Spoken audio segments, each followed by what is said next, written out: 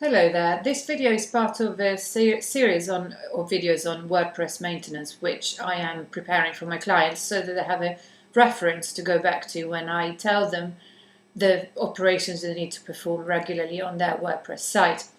Now today I want to talk about backing up your WordPress site. You need to back up your site regularly because anything could happen, but especially you need to do it before you're about to do any update of either your theme or WordPress itself. Now on my website I can see here that I need to update to the latest version of WordPress. This is good practice for a number of reasons, including making sure that your site runs smoothly and so on. So I'm going to update, but before I do that I need to make sure that the site is backed up. There are a number of plugins that help you to do this. Backing up a WordPress site means not just backing up all the actual files that you have uploaded. WordPress sites work with a database. Without the database, you don't have your WordPress site. So you must make sure that the plugin that you select to help you do the job also backs up your database. There are a number of ways of doing this. You could also do it manually, but there's no point because there are very good tools that help you do this. There are in fact too many, and if you have a look around the web at WordPress backup plugins, it might do your head in slightly because there are loads and loads and loads. Now I have tried and tested quite a few, and I have come to the conclusion that there is one in particular that I trust and that works like a charm every time for me, and that's UpDraftPlus, which is free. UpDraft doesn't only backup, it also restores your site very easily should the worst happen. Now I've already got it here. I simply searched for UpDraftPlus and here it comes. Whenever you install a new plugin, there's a few things to have a look at if you don't know it already, if you haven't used it before. First of all is how many downloads it has, and this one has got nearly 2 million downloads, so you can hardly go wrong. Then it's the stars, and it's consistently a 5-star review. Then it's also whether it's compatible with your version of WordPress and when it was last updated, because a recently updated plugin means that it's looked after, it will always work and you can trust it. And this is the case here because it was last updated 3 days ago. So I'm going to click on install now. Yes, I am absolutely sure. Great, plugin is successfully installed. Now let's activate it. Great, done. Now let's see, I've got quite a few plugins here. Here it is, UpDraftPlus Backup and Restore. Now let's go to the settings. Okay, we can take a number of actions here. Backup now, restore, clone and migrate. Now before we don't need to restore, we need to backup. So let's go into the settings. Here the settings. In the settings you can configure whether you want to do your backups manually or whether you want to have a schedule for them. Now I recommend that you do have a schedule because another of the great things about UpDraftPlus is that it does do the job when it says that it will.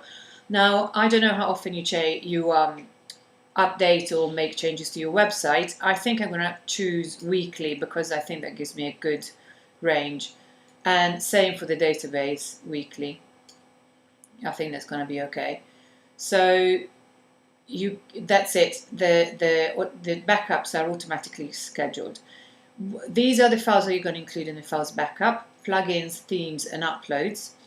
If you want for it to run quicker, you could exclude the plugins because you can always retrieve your plugins. But however, I'd rather have them all done. It just saves a headache later on.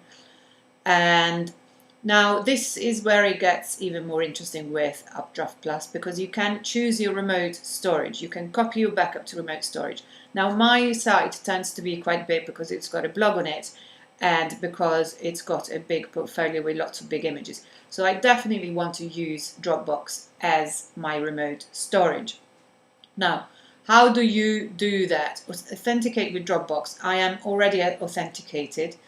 However, I might actually choose to use a different Dropbox account for this.